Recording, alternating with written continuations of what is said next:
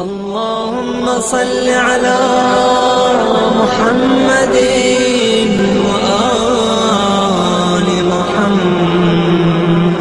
اعوذ باللہ من الشیطان الرجیم. بسم اللہ الرحمن الرحیم. رب اشرح لی صدری ویسر لی امری واحلل عقدۃ من لسانی یفقهوا قولی. ان اللہ وملائکتہ یصلون علی النبی یا ایھا الذین آمنوا صلوا علیہ وسلموا تسلیما.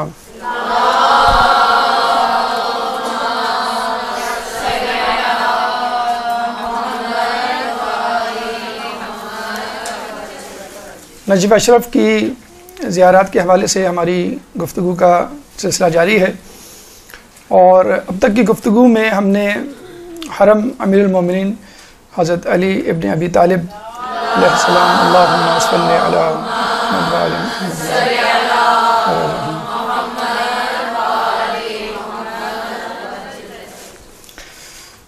کو دیکھا ہے اور وہاں پہ موجود مقامات کا مشاہدہ کیا ہے، اور اب ہم حرم کو مکمل کرنے کے بعد حرم سے باہر جا رہے ہیں. اور حرم سے جب ہم باہر جاتے ہیں یا کسی بھی زیارت کے اسپاٹ پہ یا ہوٹل میں اسٹے کے بعد کہیں جاتے ہیں، تو وہ زیارات دو قسم کی ہوتی ہیں، ایک پیدل زیارات اور ایک بائی روڈ زیارات. تو پیدل زیارات یعنی نجف کے اندر اندر آپ جتنا گھوم سکتے ہیں اپنی ٹانگوں کو استعمال کرتے ہوئے، تو وہ زیارات آج ہمیں انشاءاللہ طے کرنی ہیں. اور ویسے تو جو اس فوٹوگراف میں اس پکچر میں آپ کو نظر آ رہی ہیں وہ تقریباً 14 مقامات ہیں، لیکن ہم ان 14 سے زیادہ انشاءاللہ مقامات کی سیر کریں گے، ان کی زیارات کریں گے، اور ان کی لوکیشن یعنی وہ کہاں کہاں موجود ہیں یہ بھی دیکھیں گے.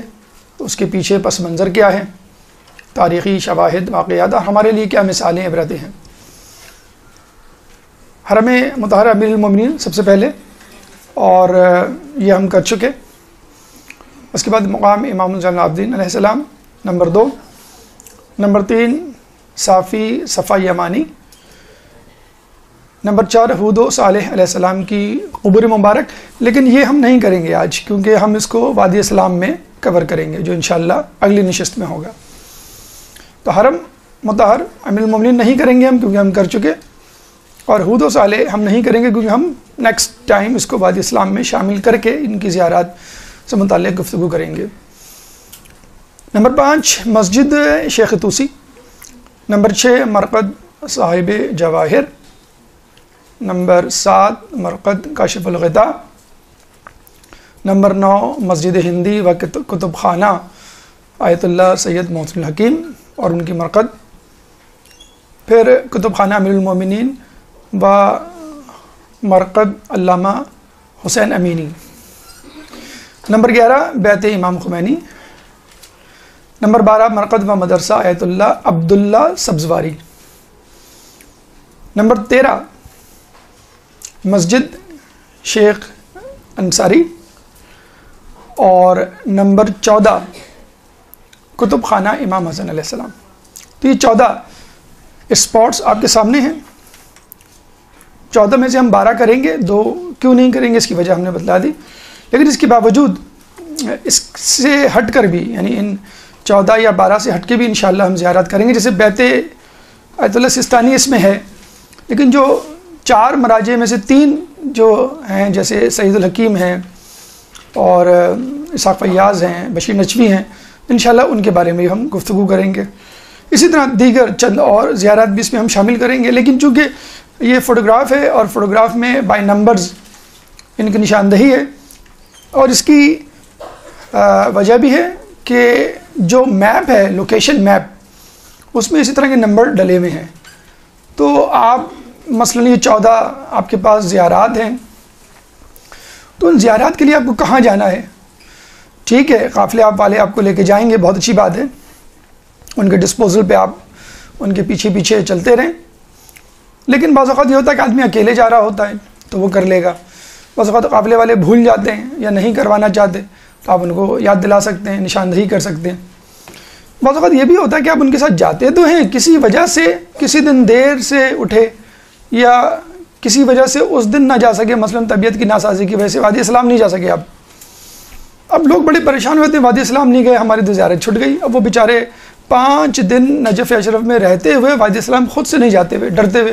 اس میں کیا ایسا مسئلہ ہے؟ شیخ طوسی کے گیٹ پہ آپ جائیں، واکنگ ڈسٹینس پہ، جیسے روڈ اینڈ ہوگا سامنے وادی اسلام میں، آپ خود جا کے تھوڑا سا آگے جائیں، سیدھے ہاتھ پہ مرقد، ہود اور صالح علیہ السلام میں. کون سا ایسا بڑا مسئلہ ہے؟ تو یہاں یہ دکھانے کا مقصد یہی ہے کہ ہمت کر کے خود بھی، اور ویسے بھی قافلے والوں کے پاس ڈیزگنیٹڈ ڈیز ہوتے ہیں، لمیٹڈ ان کے پاس وسائل ہوتے ہیں، اور جو انہوں نے پہلے سے ایک فارمولہ ٹائم ٹیبل بنایا ہوا وہ اس کے حساب سے چل رہے ہوتے ہیں. اور ظاہر سی بات ہے اسی وجہ سے وہ آپ کو 24 آور انگیج بھی نہیں کرتے. کبھی صبح ہوئی تو رات میں زیارت نہیں ہوئی، رات میں ہوئی تو صبح نہیں ہوئی، کبھی شام میں ہوئی، کبھی 2، کبھی 1 زیارت، کبھی جلدی آ گئے، اس طرح وغیرہ وغیرہ.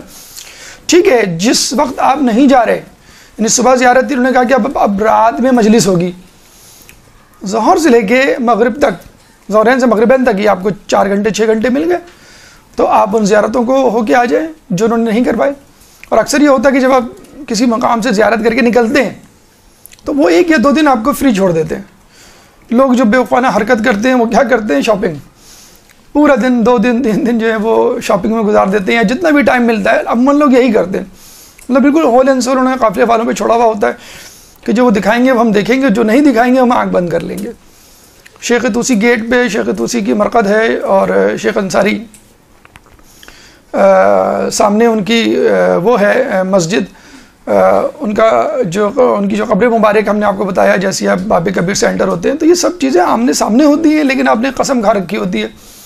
جب تک قافلے والے ہمیں انگلی پکڑ کے نہیں لے جائیں گے، مولانا صاحب انگلی رکھ کے نہیں بتائیں گے یہ صالح کی خبر ہے، یہ ہود کی خبر ہے، یہ فلاں جگہ، یہ فلاں جگہ، ہم اس وقت تک نہیں دیکھیں گے. تو یہ ناکارِ خدا رہا. آپ کے پاس میپ موجود ہے، آپ کے پاس کتابیں موجود ہیں، آپ کے پاس معلومات ہیں، تو آپ جتنی زیارات کر سکتے ہیں.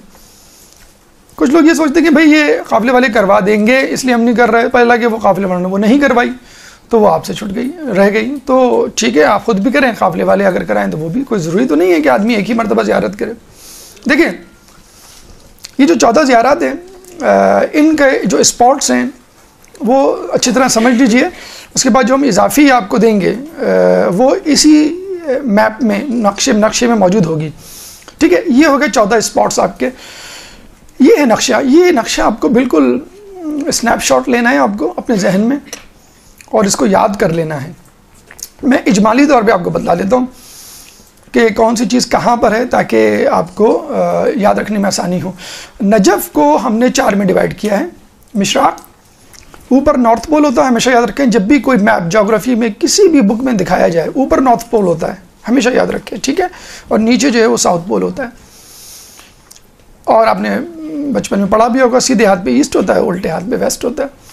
تو یہ تو east and west, north and south کی بات ہو گئی. تو آپ نے دیکھا کہ یہ جو نجف ہے اس کو ہم کہتے ہیں پرانا نجف. یہ جو لائن ہے یلو، تقریباً سرکولر سمجھ لیں، ریکٹینگل اسکوائر جو بھی ہے، یہ پوری لائن کے اندر یہ ہے پرانا نجف. اور اس کے بعد جو بھی نجف ہے وہ ہے نیا نجف یا آؤٹ سائڈ نجف. تو وادی اسلام جو ہے وہ نجف کے اندر نہیں، نجف کے باہر ہے.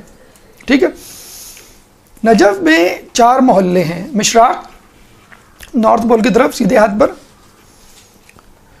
اور اگر آپ باب کبیر سے انٹر ہو رہے ہیں، ہم نے بتایا تھا باب کبیر وہ باب ہے کہ جب آپ انٹر ہوں گے تو جب آپ مولا کی مرقد پہ جائیں گے تو آپ پائندی سے انٹر ہوں گے، اسی کو آپ اپنا 0 پوائنٹ یا ریفرنس پوائنٹ بنائیں. ٹھیک ہے، دیکھیں یہ میں آپ کو بتاتا ہوں. یہ سوق کبیر، سوق الکبیر، بڑا بازار، اور اسی حوالے سے دیکھیں لکھا ہوا بھی بازار بزرگ. اور اسی نام کی وجہ سے، اسی بازار کی وجہ سے یہ جو گیٹ ہے، یہ والا گیٹ، یہ والا، دیٹ از کالڈ باب کبیر. یہی ہم نے آپ کو بتلایا تھا، یہیں سے انٹر ہونا ہے آپ کو. ٹھیک ہے، اس کو ریفرنس پوائنٹ 0 پوائنٹ بنا لیں ہم، تو ہم کیا کہیں گے؟ مشراق کا محلہ ہمارے سیدھے ہاتھ پہ ہے، براق ہمارے الٹے ہاتھ پہ ہے. ٹھیک ہے، مشراق کے ساتھ عمارہ اور براق سے آگے حویش. ٹھیک ہے، یہ ہے باب کبیر. باب کبیر کے سیدھے ہاتھ پہ ایک روڈ جاری ہے جو بالکل اکراس نجف ہے، فرام اینڈ ٹو اینڈ. شارع Imam Zain ul Abidin from east to west, east سے چلے گی ویسٹ کی طرف یا ویسٹ سے چلے گی ایسٹ کی طرف، شارع امام زین العابدین، ٹھیک ہے، اس کو یاد رکھیے گا.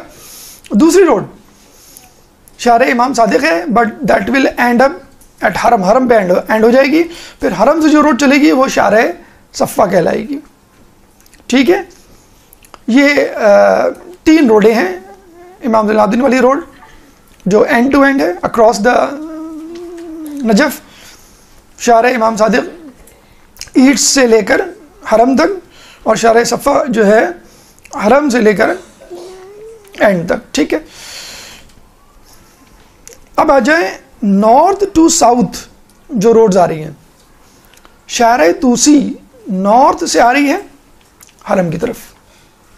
ٹھیک ہے، اور شارع توسی ہی کی ڈائریکشن میں اگر آپ چلتے چلے جائیں تو دوسری طرف اگر آپ نکلیں گے تو وہ شارع رسول ہے. ٹھیک ہے، تو نارتھ سے ساؤتھ کی طرف جو روڈز آ رہی ہیں شارع توسی حرم تک، اور حرم سے آگے شارع رسول. ٹھیک ہے، 3 اور 2 یہ 5 روڈز ہو گئی. اچھا، اب آ جائیں اطراف کی روڈ. مشراق کے اطراف جو روڈ ہے وہ شارع محیط، اور شارع رسول سے آگے ہے شارع بنات الحسن، اور اس سے تھوڑا سا آگے جا کے شارع مدینہ. یہ 4 جو محلے ہیں دیٹ از نجف، یہ ہے اولڈ نجف. اس کے بعد جو نجف ہے وہ نجف نہیں ہے، جدید نجف آپ کہہ سکتے ہیں. دیکھیے مثلا جیسے یہ ہے Jadida, it is not the part of Najaf, it is outside Najaf. ٹھیک ہے، یہ نجف سے باہر کا ہے. جیسے مسجد نبوی کے بارے میں آپ نے سنا ہوگا، ابھی جو موجودہ مسجد نبوی ہے وہ کسی زمانے میں مدینہ شہر ہوا کرتا تھا، اور اب جو مدینہ شہر ہے وہ مسجد نبوی سے آگے کا ہے. جب بھی ہم کہتے ہیں سقیفہ مدینے سے باہر تھا، لیکن لوگ مسجد نہیں لے اندر تھا. اندر اب ہو گیا ہے، پہلے نہیں تھا باہر، پہلے نہیں تھا اندر، پہلے باہر ہی تھا. تو یہ نجف ہے، اور نجف یعنی وادی سلام جو ہے وہ نجف سے باہر ہے. اسی طرح جدیدہ اور باقی چیزیں یہ باہر ہیں. یہ جدیدہ جو ہے اس کے اس طرف، یعنی یہ جہاں پہ یہ آئیکن گرین رنگ کا بنا ہوا ہے واٹس ایپ کا، یہاں پہ سمجھ لیجئے ایک اور محلہ ہے جس میں ہم یہاں پہ نہیں شو کر سکتے، اس کو ہم کہتے ہیں جدیدہ ثانیہ. یہ بڑا امپورٹنٹ ہے کیونکہ یہاں پہ ابھی آئے گا آگے کہ یہاں پہ مجتہدین وغیرہ کے گھر ہیں، پاکستانیوں کے مدارس ہیں بہت سارے. جدیدہ ثانیہ یا شوافع بھی کہتے ہیں اس کو، ابھی انشاءاللہ اس کا تذکرہ آگے آئے گا. یہ میپ دینے کا مقصد یہ ہے کہ جب بھی آپ کوئی چیز ڈھونڈیں آپ میپ پہ جائیں اور میپ پہ لوکیٹ کریں یہ کہاں پر ہے. ٹھیک ہے، اور اس کے بعد آپ شروع کریں. ابھی ہم نے آپ کو 14 اسپاٹس دکھائے ہیں. یہ 14 اسپاٹس مثلا آپ کو مقام امام زین العابدین دوسرا مقام دیکھنا ہے. اب آپ نمبر 2 دیکھیں، آپ لوگوں کو نظر آ سکتا ہے، اس پہ دیکھ سکتے ہیں آپ لوگ. نمبر 2 اگر آپ سے کہا جائے کہا ہے یہ ہے نمبر 2، تو آپ کو پتہ چل گیا کہ مجھے کہاں جانا ہے. ٹھیک ہے، تو یہ میپ دینے کا مقصد یہ ہے. یہ جو 14 اسپاٹس ہیں ان کے جو نمبر ڈلے ہوئے ہیں یہی نمبر لوکیشن میپ میں بھی ڈلے ہوئے ہیں، اسی لیے ہم نے ان دونوں فوٹوگرافس کو پکچرز کو اپنے سامنے پیش کیا ہے. ٹھیک ہے، اب ہم یہ جو 14 اسپاٹس ہیں یعنی 12 اسپاٹس تو ہم نے ڈسکس کریں گے، پلس وہ اسپاٹس جو ہم اضافی دیں گے ان کو سب سے پہلے لوکیٹ کریں گے کہ ہے کہاں پر. کیونکہ ہم چاہتے یہ ہیں کہ اگر قافلے والے نہیں بھی لے کے جائیں یا کوئی آپ کے ساتھ نہیں بھی جا رہا تو ٹھیک ہے، آپ اپنی فیملی کے ساتھ کسی کے ساتھ چلے جائیں ٹہلتے ہوئے، سامنے ہی آپ کو مل جائیں گے سارے. ٹھیک ہے، تو یہ 14 اسپاٹس ہم شروع کرتے ہیں، پلس اس کے ساتھ ساتھ جو اسپاٹس اس میں نہیں دیے ہوئے لیکن بہرحال وہ within the territory of Najaf ہیں، within the old Najaf ہیں، تو اس کو ٹچ کر لینے میں دیکھ لینے میں کوئی حرج نہیں ہے. تو ہم جو ہے پہلا جیسے کہ ہم نے بتایا اسپاٹ ہے حرم امیر المومنین، تو ہم کر چکے ہیں الحمدللہ. تو وہ جو دیٹ از دا سینٹر، مرکز آف نجف. دوسرا اسپاٹ ہے مقام امام زین العابدین. ٹھیک ہے، اور اس کو ہم لوکیٹ کرنا چاہیں تو کہاں ملے گا ہم کو؟ یہ رہا نمبر 2، یہ ہے مقام امام زین العابدین. اب ہم اس کو ڈسکرائب کرنا چاہیں، کسی کو بتانا چاہیں یا خود سے ہم یاد رکھنا چاہیں تو ہم کیا کریں گے؟ ہم کہاں آئیں گے؟ 0 پوائنٹ کیا ہے ہمارا 0 پوائنٹ؟ باب کبیر ہے. ٹھیک ہے، باب کبیر سے آپ انٹر ہوئے تک کوشش یہ کریں کہ پہلے حرم میں آ جائیں. آپ حرم میں آ جائیں، گویا مولا علی کی انگلی پکڑ لیں اور پھر آپ اپنا سفر شروع کر دیں. باب کبیر سے آپ اندر آ گئے اس کے بعد آپ نکل جائیں یہاں سے. یہاں پہ کون سا گیٹ ہے؟ باب طوسی گیٹ, باب طوس. اس باب طوس سے آپ باہر نکلیں. باہر نکلنے کے بعد الٹے ہاتھ پہ مڑ جائیں. یہ کون سی شارع ہے؟ شارع امام زین العابدین. اس پہ چلنا شروع کر دیں. چلتے چلتے چلتے چلتے جب اولڈ نجف, پرانا نجف اینڈ ہوگا تو نمبر 2 پہ جو مقام ہے وہ ہے مقام امام زین العابدین علیہ السلام. یہاں پہنچ گئے لوکیشن میپ کے ذریعے. اب اس کی اہمیت جیسے دیکھیں, یاد رکھیں جب بھی مقام کا لفظ آتا ہے نا, مقام امام زمانہ, مقام امام جعفر, مقام امام زین العابدین, اس کا مطلب کیا ہوتا ہے کہ اس مقام پر وہ امام آ چکے ہیں. اب آگے کوئی واقعہ پیش آیا ہو, آ کے قیام کیا ہو, آ کے 2 رکعت نماز پڑھی, انف, ہمارے لیے بہت انف ہے. امام کے قدم مبارک وہاں پہنچ گئے, بس یہ مقام بن گیا. ویسے تو بہت سی جگہوں پہ پہنچے ہوں گے, لیکن جہاں پہ بالکل یقین ہے کہ یہاں امام آئے تھے, ضرور آئے تھے, اور کچھ دن قیام بھی کیا تھا, تو اور بھی بہت جیسے کہ اس کی فضیلت بڑھ جاتی ہے. تو مقام امام زین العابدین علیہ السلام کے بارے میں کہا جاتا ہے کہ چوتھے امام جب مولا کی زیارت کے لیے آتے تھے اس مقام پہ قیام کیا کرتے تھے. جیسے ہم ہوٹل میں قیام کرتے ہیں 4 دن 5 دن, مولا یہاں پہ, امام یہاں پہ قیام کرتے تھے, یہیں پہ عبادت اور نماز پڑھا کرتے تھے, پھر یہاں سے حرم کی زیارت کے لیے جایا کرتے تھے. کچھ روایتوں میں ہمیں یہ بھی ملتا ہے کہ واقع کربلا کے بعد امام کئی سال یا کئی مہینے جو ہے روپوش ہو گئے, بیابان میں چلے گئے, اور پھر جو ہے انہوں نے زیارت کی اپنے جد کی, اور اس کے بعد جو ہے وہ مدینے گئے. بہرحال یہاں پر امام آئے تھے, یہاں پہ وہ قیام انہوں نے کیا تھا, اور چند دن یہاں رہے, یہاں عبادت کی. یہ دیکھیں اس کی نئی بلڈنگ ہے انشاءاللہ جو کنسٹرکٹ ہو رہی ہے, بہت ہی عالیشان گنبد اور بہت عالیشان عمارت بننے جا رہی ہے. جیسے میں نے آپ کو کہا کہ مقام کسی کا بھی ہو, اس کا مطلب وہ شخص وہاں آ چکا ہے, تو امام ضروری تھوڑی ہے کہ ایک ہی جگہ آئے ہوں. امام تو جو ہے وہ ایک سے زیادہ جگہوں پر گئے ہوں. تو موصل میں بھی ایک جگہ ہے کہ جہاں پر مقام امام زین العابدین ہے, اور جس پہ ابھی پچھلے دنوں داعش نے قبضہ کر لیا تھا, تو اس مقام کو داعشیوں کے قبضے سے چھڑوایا گیا ہے. اب آ جائیں مقام صفا یمانی نمبر 3. کہاں پر ہے یہ؟ میپ اٹھائیں آپ. نمبر 3 جیسے ہم نے کہا اسپاٹ, یہ دیکھیں نمبر 2 جو ابھی ہم نے ختم کیا ہے وہ تھا مقام امام زین العابدین, اس کے بالکل برابر میں ہے, بالکل پڑوس جسے کہہ لیں. یہ آپ کا پارک ہے, بالکل یہ آپ کا مدرسہ, اس طرح مقام صفا یمانی. اچھا, اسی مناسبت سے اس کو شارع صفا کہا جاتا ہے. اگر آپ شارع امام زین العابدین سے آ رہے ہیں کوئی بات نہیں, آپ نے مقام امام زین العابدین دیکھا, اس کے بعد یہ دیکھ لیجئے. ہو سکتا ہے آپ کا ہوٹل ہو ہی شارع صفا پہ, یہاں پہ کافی ہوٹل ہیں, ہمارا ہوٹل بھی یہیں تھا, شارع صفا ہی پہ ہوٹل ہو, تو آپ یہیں سے آ جائیں, کوئی بات نہیں. پہلے صفا یمانی دیکھ لیں اور پھر مقام امام زین العابدین دیکھ لیں, ٹھیک ہے. تو یہ دونوں مقام آس پاس ہیں. اس کی پہچان یہی ہے کہ یہاں ایک بڑی سی روڈ ہے جس پہ بڑی بڑی گاڑیاں کھڑی ہوتی ہیں, جو آپ کو کوفہ اور وادی السلام تو نہیں, کوفہ اور مسجد سہلہ اور دیگر جگہوں پہ لے کے جاتی ہیں. تو یہ دونوں اسپاٹس یہاں پر ہیں. تو مقام صفا یمانی کے بارے میں جو خصوصیت ہے, جو نسبت ہے, جو تاریخی پس منظر ہے, وہ یہ کہ مولا ایک دفعہ نجف کے باہر ہی کہا جائے گا اس کو, نجف کے باہر آئے اور یہاں پر قیام کیا. تو انہوں نے دیکھا کہ ایک قافلہ آ رہا ہے, اونٹوں پر ایک میت جنازہ رکھا ہوا ہے. مولانا نے پوچھا کہ بھئی کس کا جنازہ ہے اور تم لوگ کون ہو, کہاں سے آئے؟ تو انہوں نے کہا کہ ہم یمن سے آئے ہیں. تو یہ میرے والد کا جنازہ ہے, اس میں سے ایک شخص نے کہا. تو مولانا نے کہا کہ کیا یمن میں جگہ نہیں ہے دفنانے کی, جو اتنی دور یمن سے یہاں لے کر آئے, اس زمانے میں قافلے میں کسی کو لے کر آنا, کسی میت کو. انہوں نے کہا کہ یہ میرے والد ہیں, اور انہوں نے کہا تھا کہ مجھے ایسی جگہ دفنانا کہ جہاں پہ ایک ایسا شخص رہتا ہے کہ جس کی شفاعت عرب کے 2 بڑے قبیلوں ربیعہ اور مضر کے لوگوں کی شفاعت کے برابر ہے, یعنی اتنے لوگوں کو وہ بخشوا سکتا ہے. تو مولانا نے کہا کہ کیا تم اس شخص کو جانتے ہو؟ انہوں نے کہا نہیں, ہم اس شخص کو نہیں جانتے. تو مولانا نے 3 مرتبہ کہا خدا کی قسم میں ہی وہی شخص ہوں, خدا کی قسم میں ہی وہی شخص ہوں, خدا کی قسم میں ہی وہی شخص ہوں.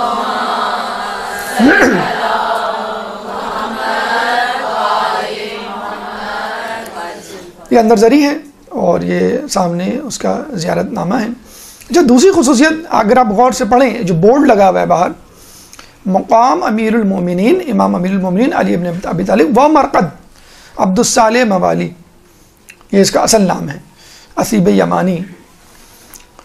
اچھا, مقام امیر المومنین کیوں کہا جاتا ہے؟ کچھ لوگ کہتے ہیں کہ یہاں پہ مولا آیا کرتے تھے اور مناجات کیا کرتے تھے، اور کچھ لوگ کہتے تھے کہ یہ وہی مقام ہے جہاں موسیٰ علیہ السلام نے اللہ سے کلام کیا تھا، اور جب تجلی پڑی تھی تو وہ پہاڑ ریزہ ریزہ ہو گیا تھا، اور اب وہ ہموار زمین بن گئی ہے۔ تو مولا وہیں پہ آتے تھے مناجات کرنے اللہ سے، جہاں پہ موسیٰ علیہ السلام پہلے آ چکے تھے۔ تو مقام امیر المومنین بھی ہے اور مقام صفا یمانی بھی ہے۔ نمبر 5، مرقد مسجد شیخ توسی، ہود و صالح ہے نمبر 4، جس کے بارے میں ہم نے بتایا ہے کہ وہ ہم وادی اسلام میں کور کریں گے۔ یہ دیکھیں نمبر 4 ہے۔ آپ لوگ چاہیں گے کہ یہاں سے ہم اتنی دور چلے جائیں پھر واپس آئیں؟ نہیں چاہیں گے نا، تو جو قریب قریب کی زیارتیں پیدل زیارت وہ ہم کر رہے ہیں۔ تو نمبر 4 آپ بعد میں کر لیے گا۔ نمبر 5 کہاں ہے؟ نمبر 5 یہ رہا نمبر 5۔ اچھا، یہ نمبر جو 5 ہے زیارت کا اسپاٹ، یہ ہے مسجد توسی، اور بڑی مظلوم مسجد ہے یہ کس حوالے سے کہیں گے کہ شاید ہی کوئی زائر ہو جو اس مسجد کو نہ دیکھتا ہو۔ کیوں کہ جب اس مسجد پر جب ہم وادی السلام جاتے ہیں تو آپ کو اس مسجد میں مسٹ آنا ہوتا ہے۔ اس گیٹ پہ کہا جاتا ہے کہ سب لوگ باب طوس پہ جمع ہو جائیں۔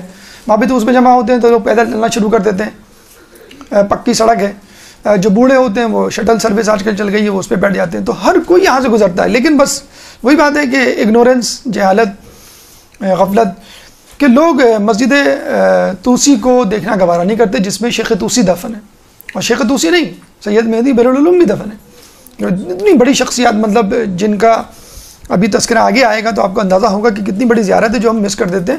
اور وہاں بیٹھ کے آپ باتیں کر رہے ہوتے ہیں، گپ شپ کر رہے ہوتے ہیں، بعض اوقات غیبت کر رہے ہوتے ہیں کہ فلاں نہیں آئے فلاں نہیں آئے۔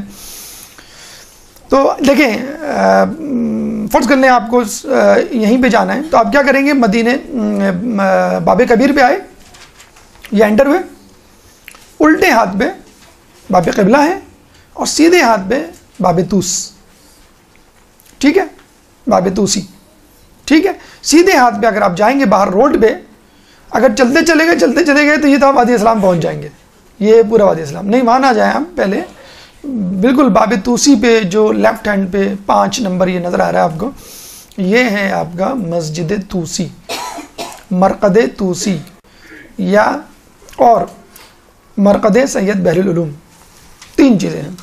اصل میں یہ کیا تھا؟ شیخ توسی کا گھر تھا۔ شیخ توسی یہاں پر آئے تھے، کہاں سے؟ کاظمین بغداد سے، اور یہاں رہے تھے۔ یہ گھر بھی تھا، ان کا مدرسہ بھی تھا، اور جب ان کا انتقال ہوا تو انہوں نے کہا کہ اس کو مسجد بنا دینا، انتقال سے پہلے وصیت کی کہ اس کو مسجد بنا دینا، تو ان کی وصیت کے مطابق اس کو مسجد میں کنورٹ کر دیا گیا۔ شیخ توسی محمد ان کا نام تھا، اصل نام، طوس کے رہنے والے تھے، طوس میں ثنا آباد کے۔ تو بزرگ شخصیت، بہت عالم شخصیت، نام ان کا شیخ پڑ گیا، جس طرح ہمارے یہاں سر جو کہا جاتا ہے پڑھانے والے کو۔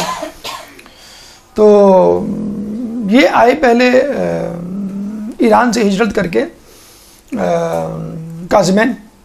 کاظمین میں انہوں نے شاگردگی اختیار کی، شیخ مفید کی، 5 سال ان کے شاگرد رہے، اور انہی کی رہنمائی میں انہوں نے کتاب لکھی معرکۃ الآراء، تہذیب الاحکام۔ تہذیب الاحکام کیا ہے؟ ہماری جو کتب 4 ہیں ان میں سے ایک کتاب۔ اس کے بعد شیخ مفید کے شاگرد شریف مرتضیٰ، جو کہ بھائی ہیں شریف رضی کے، سید رضی کے، آپ نے سنا ہوگا 2 کا نام، کاظمین میں ہیں، ان کی شاگردگی میں رہے، اور پھر ان کی شاگردگی میں کتاب لکھی استبصار، یہ بھی کتب 4 میں شامل ہے۔ تو ہماری 4 کتابوں میں 2 کتابوں کے مؤلف مصنف کون ہیں؟ شیخ توسی ہیں۔ یعنی 50% آف دا روایات، 50% آف دا نالج ہمارے دین کی کس سے آئی ہے؟ شیخ توسی سے آئی ہے۔ ریٹن مٹیریل شیخ توسی نے دیا ہم کو 50%۔ تو کتنی بڑی شخصیت ہے، اگر ہم ان کی زیارت مس کرتے ہیں کتنی بڑی جو ہے کوتاہی ہم کریں گے۔ جو ہماری 4 کتابیں ہیں اتفاق سے، وہ سب کے سب محمد نامی افراد نے لکھی ہے۔ تو ان 4 کتابوں کے لکھنے والے افراد کہلاتے ہیں محمد ثلاثہ۔ 4 کتابوں کے لکھنے والے کیا کہلاتے ہیں؟ ان کا نام ہونا چاہیے محمد اربا، تو نہیں ہے، کیوں؟ شیخ طوسی نے 2 کتابیں لکھی ہیں، تو وہ 3 محمد رہ گئے۔ اچھا وہاں پہ پھر جب سلجوقیوں نے حملہ کیا، چنگیزیوں نے حملہ کیا، اور بہت ہی خطرناک حملہ تھا، انہوں نے جو ہے سب کچھ جلا دیا۔ ان کے پاس 80,000 کتابیں تھیں سید مرتضیٰ عالم الہدیٰ کی دی ہوئی، 10,000 کتابیں ان کی۔ دیکھیے اس زمانے میں آپ 80 اور 10 90,000 کتابیں اپنے انٹرنیٹ پہ جمع کر کے دکھا دیں، آپ ڈاؤن لوڈ بھی نہیں کریں گے آپ، کہ بہت ٹائم لگ رہا ہے، بہت سستی کاہلی، کیا فائدہ کرنے کا۔ خرید کے لا کے رکھنا تو بہت بڑی بات ہے، خرید کے لا کے رکھنا۔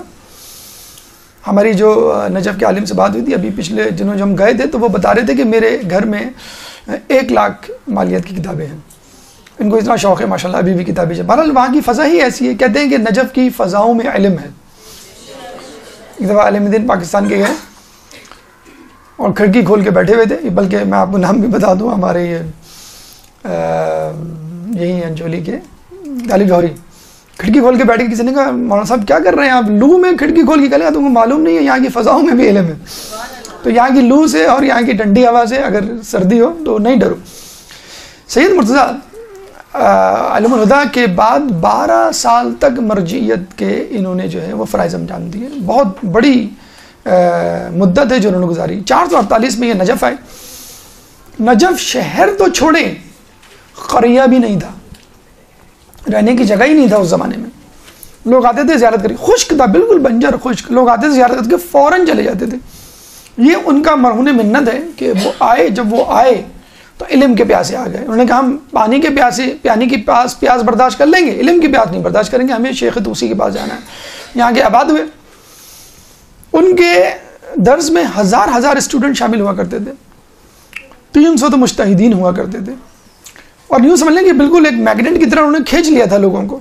اور آپ کو معلوم ہے جب لوگ کسی جگہ جمع ہو جائیں تو کوئی ہوٹل بھی کھولتا ہے اس کے ساتھ، کوئی جو ہے وہ درزی کی دکان بھی کھولتا ہے، کوئی کھانے پکانے کی دکان بھی کھولتا ہے، کوئی پانی کے لیے بندوبست بھی کرے گا، تو وہ خود ایک دوسرے کی ضروریات جو ہے وہ حل کر رہے ہوتے ہیں۔ تو وہ ماشاءاللہ دیکھتے ہی دیکھتے شیخ طوسی کے آنے کی وجہ سے پہلی مرتبہ وہ ایک شہر میں تبدیل ہوا، اور حوزہ تو خیر بنائی، پہلی مرتبہ ہزار اسٹوڈنٹ، ہزار علماء اور 300 اس میں مجتہد، بہت بڑی بات۔ یہ ان کی مرقد ہے شیخ طوسی کی، جو کہ انہوں نے وصیت کی تھی کہ مجھے میرے گھر میں دفنانا اور میرے گھر کو مسجد میں تبدیل کر دینا۔ تو ان کا گھر جو ہے بیسیکلی وہ گھر ہے ان کا، تو وہ مسجد طوسی میں تبدیل ہو گیا، اور ان کی مرقد بھی یہیں پر ہے۔ یہیں پہ مرقد ہے سید مہدی بحر العلوم کی۔ اچھا یہ میپ میں الگ سے مینشن نہیں ہے، یہ ہم نے بتلا دیا کیونکہ بہرحال امپورٹنٹ شخصیت ہے سید مہدی اللہ۔ ہم نے دیکھیں بہت سارے علماء پڑھے ہیں، اور ہر عالم پہ ہم چونک جاتے ہیں، حیرت میں پڑ جاتے ہیں کہ کیا لوگ تھے اور کس طرح انہوں نے زندگی گزاری، لیکن جو عالم شاید سب سے زیادہ لوگوں کو حیرت میں ڈالتا ہے وہ ہے سید مہدی بحر العلوم۔ کس وجہ سے؟ آپ جملہ سن لیجئے پھر آپ کو اندازہ ہو جائے گا۔ جو سب سے زیادہ حیرت میں ڈالنے والے عالم دین وہ یوں ہیں کہ لوگ کہتے ہیں کہ سید مہدی بحر العلوم کو عرصے تک لوگ امام زمانہ سمجھتے رہے، کہ یہی ہے امام زمانہ۔ اتنا تقدس، اتنا علم، آپ اندازہ لگائیے کہ کسی غیر معصوم، کسی عام آدمی میں کوئی وہ کر لے کہ یہی امام ہے، یہی 12ویں امام ہے جن کا ظہور ہو گیا، یہ بتا نہیں رہے۔ آپ اندازہ لگا لیے کہ ان کے علم کا، ان کے تقدس کا، ان کی پاکیزگی کا کیا حال ہوگا۔ اور یقین کریں کہ اوائل سے، بہت بعد میں نہیں، اپنے اسٹوڈنٹ لائف سے ہی ان کو جو ہے وہ بحر العلوم کا جو ہے وہ لقب مل گیا تھا، اور اب تک ان کا خاندان وہاں آباد ہے، اور اب تک ان کے خاندان والے اپنے نام کے آگے بحر العلوم لگاتے ہیں۔ دیکھیں یہ ہوتی ہے انسان کی قابلیت، کہ اس کی قابلیت اس کا تعارف بن جائے، اور پھر اس کا نام اس کے خاندان والے، آنے والی نسلیں فخر سے لیں۔ مہدی بحر العلوم کہاں پر ہے؟ یہ تو ہم نے بتلا دیا کہ یہ جو 5 نمبر مسجد طوسی ہے، بس مسجد طوسی میں جو مرقد طوسی ہے اس کے ساتھ ہی ان کی بھی قبر مبارک ہے۔ ایک دفعہ جا رہے تھے اپنے اصحاب کے ساتھ، تو قافلہ دکھا، قافلہ جا رہا تھا، تو قافلے والوں کو روکا، ادھر آؤ، یہ کو بلایا، اس کے بارے میں حال احوال پوچھے، پھر اس کے افراد جو تھے اس کے حال احوال پوچھا، خاندان والوں کے حال، محلے والوں کے حال، شہر والوں کے حال۔ جب پوچھ کے آگے تو لوگوں نے کہا کہ یہ لوگ تو یمن کے ہیں، آپ تو یمن کبھی نہیں گئے، اور آپ ان کے محلے کے بارے میں ایسے پوچھ رہے ہیں جیسے آپ کافی عرصے وہاں رہے ہوں، بلکہ شاید وہیں سے آئے ہیں آپ یہاں پر۔ پیدا یہ کربلا میں ہوئے تھے، عراق میں. انہوں نے کہا کہ جب انہوں نے دیکھا کہ لوگ سوال پہ سوال کیے جا رہے ہیں، حیرانگی پہ حیران، انہوں نے خاموشی سے کہا کہ اگر میں کہوں کہ میں دنیا کے چپے چپے سے واقف ہوں تو یہ غلط نہ ہوگا. بتائیں، اتنا بڑا دعویٰ کہ میں دنیا کے چپے. اچھا، اس کا اب اس کا ثبوت بھی لے لیجئے. عراق میں جو اہم ترین زیارات ہیں ان کی دریافت، ان کا انکشاف کس نے کیا؟ سید مہدی بحر العلوم نے کیا. مسجد کوفہ کس نے دریافت کی کہ یہ مسجد کوفہ ہے؟ سید مہدی بحر العلوم نے. مولا علی کا گھر کس نے دریافت کیا؟ سید مہدی بحر العلوم نے. مرقد کمیل بن زیاد، سید مہدی بحر العلوم نے. مسجد حنانہ کا تعارف، سید مہدی بحر العلوم میں. ہود اور صالح کی قبریں جو کہ وادی سلام میں موجود ہیں، مطلب شاید 2 ہی وہ ہیں جن کے لیے ہم جاتے ہیں، ویسے اور بھی جگہ ہیں لیکن اہم ترین زیارات وادی سلام میں.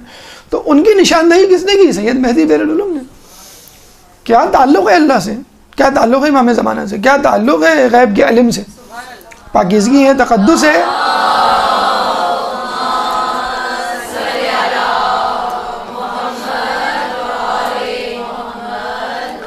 تو یہ جو دریافتیں ہیں سید مہدی بحر العلوم ہی کی وساطت سے ہم تک پہنچی ہیں. اب آئیے مرقد صاحب جواہر محمد حسن نجفی، جو کہ استاد تھے شیخ مرزا انصاری. شیخ مرزا انصاری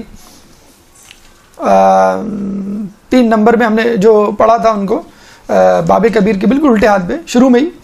تو کیا شخصیت تھی آپ کو معلوم، آپ کو بتلایا تھا. جب ان کا استاد ہو تو اس کی کیا شخصیت ہوگی. اچھا، پہلے زمانے میں اگر کوئی شخص کوئی کتاب لکھے اور وہ کتاب بہت مشہور ہو جائے تو بس اس کو اس کتاب کے نام سے متعارف کروایا جاتا ہے. صاحب مفاتی، صاحب بہار، ٹھیک ہے. تو اسی طرح صاحب جواہر، جواہر الکلام انہوں نے کتاب لکھی تھی. یہ ان کا مقبرے کا روضے کا اندرونی منظر. اس کی لوکیشن صاحب جواہر کی یہ دیکھ لیجئے، شارع امام زلم. آپ باب کبیر سے انٹر ہوئے، رائٹ سائڈ پہ گئے آپ باب توسی. باب توسی میں آپ نے شیخ توسی کی قبر، سید مہدی بحر العلوم کی قبر دیکھ لی. دونوں کے روزے آگے جائیں گے تو یہ ہے 6 نمبر پہ صاحب جواہر سید محمد حسن نجفی. استاد ہیں کس کے؟ شیخ مرزا انصاری کے. صاحب جواہر یعنی جواہر الکلام نامی کتاب. ان کے بارے میں کہا جاتا ہے کہ پہلی مرتبہ مرجعیت نے مرکزیت اختیار کی، یعنی یونانیمسلی، انڈاؤٹڈلی، بلا شبہ، بغیر کسی اختلاف کے اس زمانے میں یہ واحد مرجع ہوا کرتے تھے.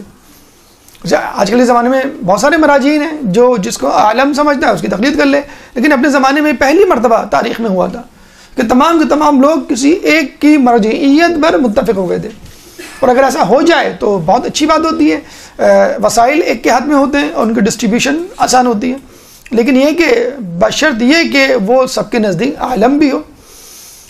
تو شیخ محمد حسن نجفی کی ایک کمال جو ہے ان کا وہ یہ ہے کہ اپنے زمانے میں مرکزیت انہوں نے دی. مطلب مرکزیت کیا دی، وہ خود اتنے بڑے عالم تھے کہ لوگ کسی اور کو ان کے سامنے تقلید کے قابل سمجھتے ہیں. جواہر الکلام ان کی کتاب ہے جس کے بارے میں ان کے شاگرد شیخ مرزا انصاری فرماتے ہیں جواہر الکلام اور وسائل شیعہ، یہ 2 کتابیں پڑھے بغیر کوئی آدمی مجتہد بن ہی نہیں سکتا. شیخ مرزا انصاری کتنے بڑے عالم.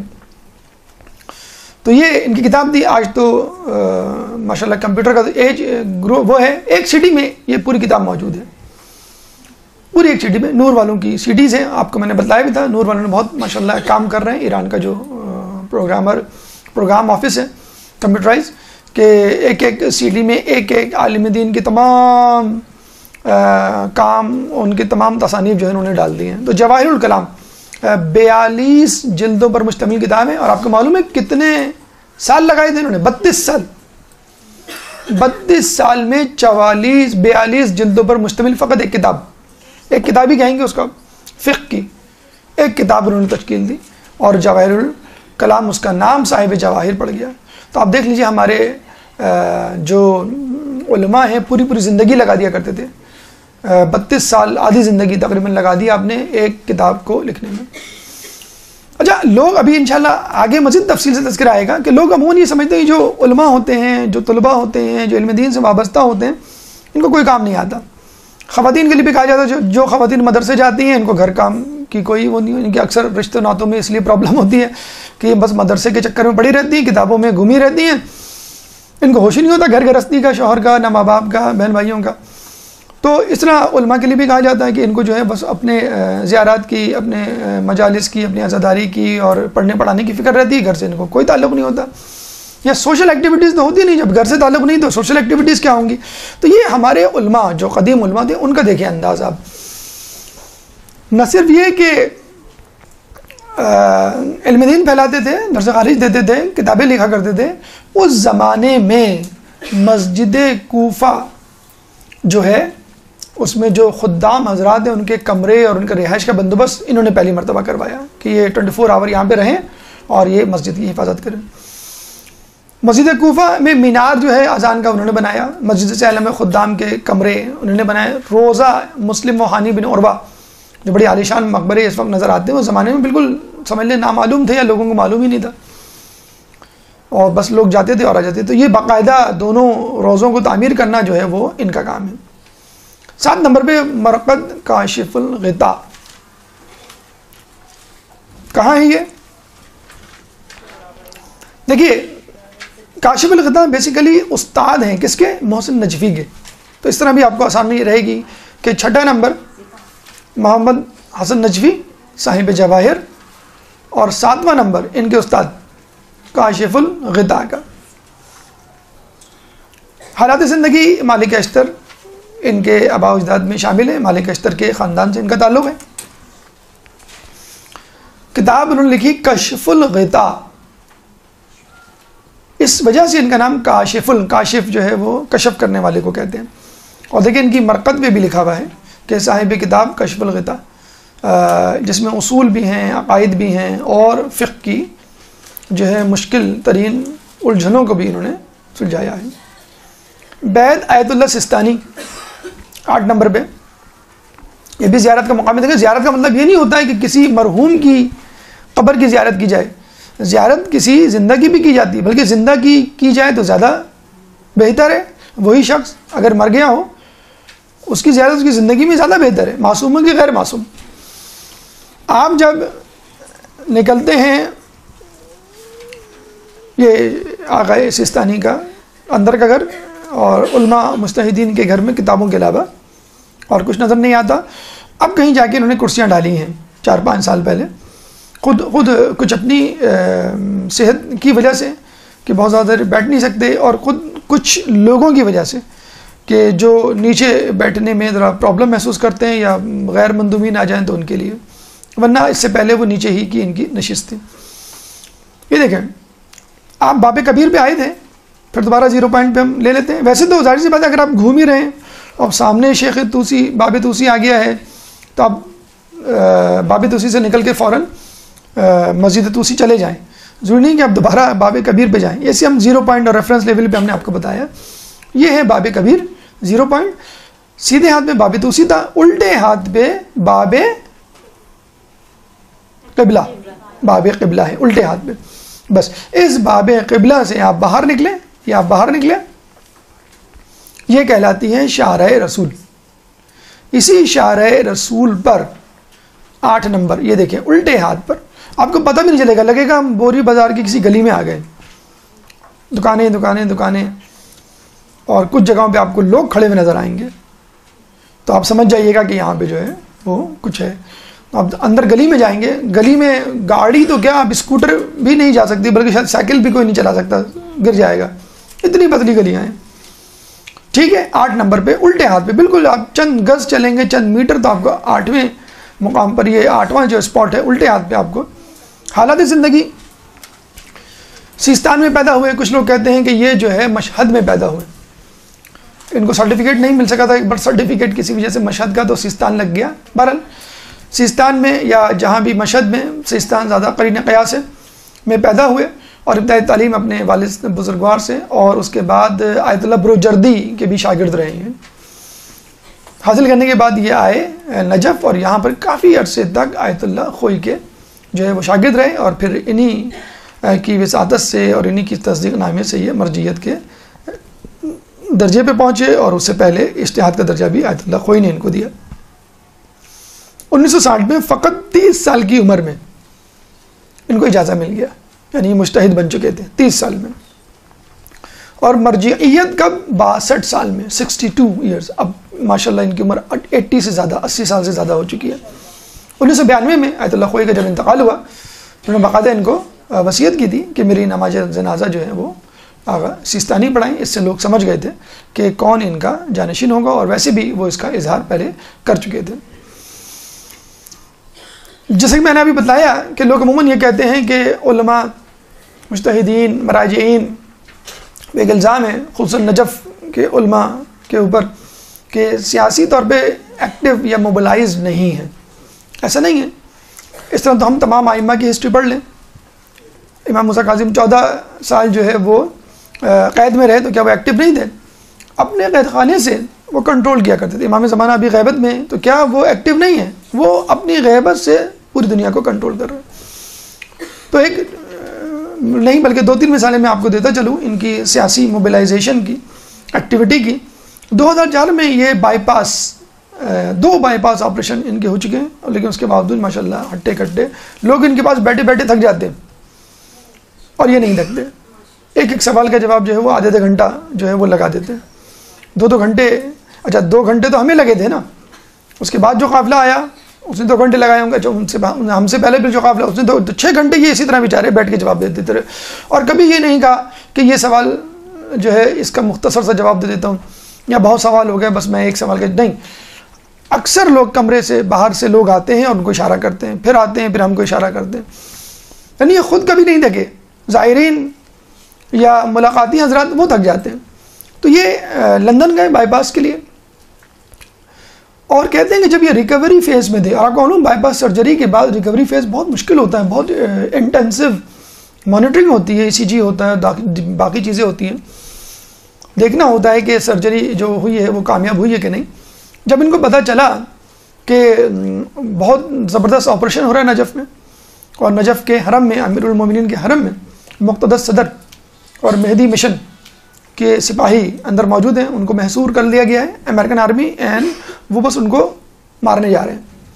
تو یہ لندن میں یقین کرے اپنے بستر سے اٹھ کے آ گئے فوراً نجف، اور پیدل نجف کے حرم امیر المومنین میں داخل ہوئے، اور مقتدس صدر کو اپنے ہاتھ سے پکڑ کے باہر لے کر آئے اور ان کی جان بچائی۔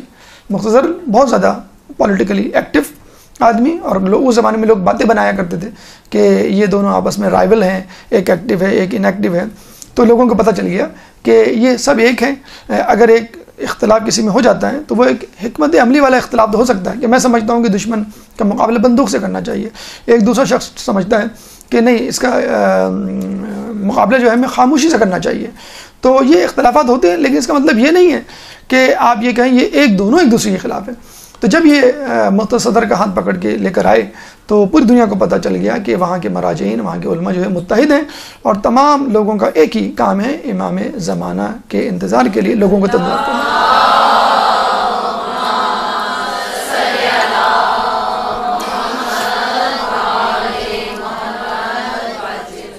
مزید سیاسی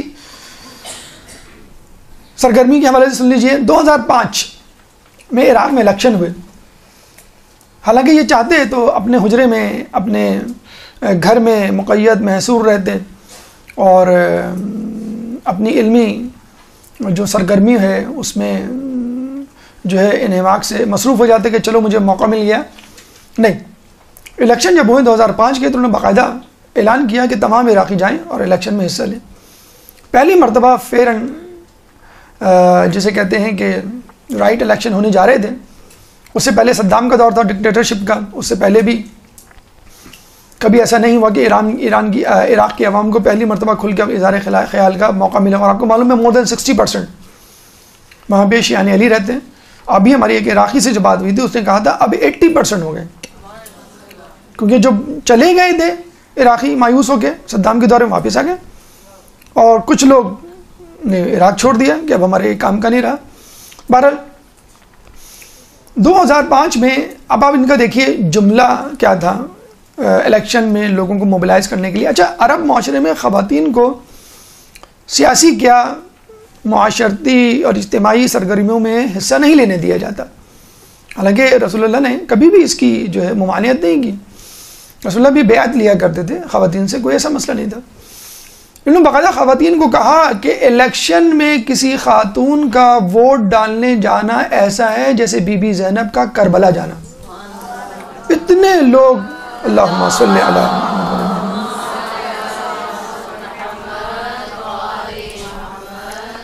اتنے لوگ بالخصوص خواتین نے ووٹ ڈالا اور نتیجہ حق میں نکلا کہ زیادہ سے زیادہ اس ووٹ ڈالنے کے نتیجے میں شیعہ امیدوار سامنے آئے اور پہلی مرتبہ لوگوں کو احساس ہوا کہ عراق جو ہے وہ شیعہ علی کا, مولا علی کے ماننے والوں کا ملک ہے. 2014 کچھ عرصے سے آپ کو معلوم ہے داعش نے جو ہے وہاں پہ فتنہ پھیلایا ہوا ہے, بلکہ ابھی کل کی خبر بھی آپ لوگوں کے پاس پہنچی ہوگی, 40 سے زائد افراد شہید ہو گئے ہیں. سیریا میں, شام میں ایک بس پہ زوائرین پہ حملہ کیا ہے. تو داعش کی بڑھتی ہوئی سرگرمیوں کو جب انہوں نے بھانپ لیا تو انہوں نے کہا کہ اب وقت ہے کہ عملی طور پہ باقاعدہ لوگوں کو حکم دیا جائے. انہوں نے باقاعدہ فتویٰ دیا, ایک حکم دیا کہ تمام لوگ گھر سے نکل آئیں. اور ان کے فتوے کا کہتے ہیں اتنا اثر ہوا کہ عام آدمی تو چھوڑ, باقاعدہ علماء ابا قبا امامے میں گن لے کر مورچے پہ پہنچ گئے. پھر لوگوں کو احساس ہوا کہ یہ ایک بہت ہی سنجیدہ مسئلہ ہمیں درپیش ہے, اور اگر ہم نے داعش سے اس وقت نبردآزمہ ہونے کے لیے کوئی حکمت عملی نہ اختیار کی تو یہ مقامات مقدسہ خدا نخواستہ ہمارے ہاتھ سے چلی جائیں گے. اور شیعہ علی تمام چیزیں برداشت کر سکتے ہیں, مقام مقدسے پہ کوئی آنچ آنا برداشت نہیں کر سکتے. چنانچہ آپ نے دیکھا کہ کس طرح ان کو پسپائی اختیار کرنی پڑی. اکا دکا واقعات بہرحال ہر کوئی کر لیتا ہے, چوری ڈکیتی تو ہر محلے میں ہوتی ہے, لیکن یہ ہے کہ باقاعدہ ایک جو غالبیت نظر آتی تھی کچھ عرصے پہلے کہ یہ شاید خدا نخواستہ پورے عراق پہ قبضہ کر لیں گے, وہ اب بات ختم ہو گئی, بلکہ خود ان کے اپنے ٹھکانے ان سے خالی ہو چکے ہیں, مثلا موصل اور فلوجہ وغیرہ. صرف یہی نہیں, ہمارے علماء, ہمارے مجتہدین, ہمارے مراجعین جدید ٹیکنالوجی اور جدید علوم سے بھی آراستہ و پیراستہ ہیں.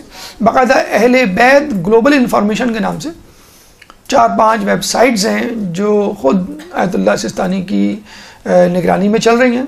آپ خود ویکیپیڈیا پہ جا کر اہل بیت گلوبل انفارمیشن اگر لکھیں تو ان ویب سائٹس کے نمبر, ایڈریسز آپ کے پاس آ جائیں گے. ہر ویب سائٹس کو کلک کریں, مختلف زبانوں میں, عربی, فارسی, انگلش, آذربائیجانی, چائنیز, فرینچ, مختلف زبانوں میں آپ کو دینی علوم سے متعلق, اہل بیت کے علوم سے متعلق معلومات مل جائے گی.